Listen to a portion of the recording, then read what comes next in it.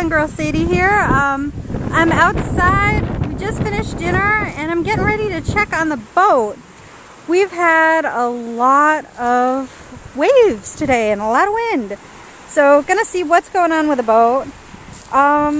Looking from the dinner table, we could see a lot of water. Oh wow, there's a lot of water.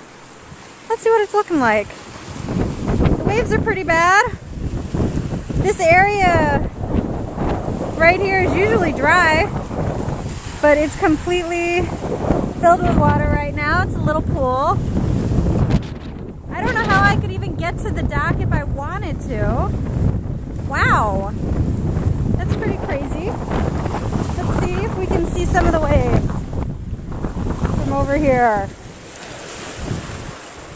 Now you can see how bad it really is. Seeing the boat dancing around. Wow.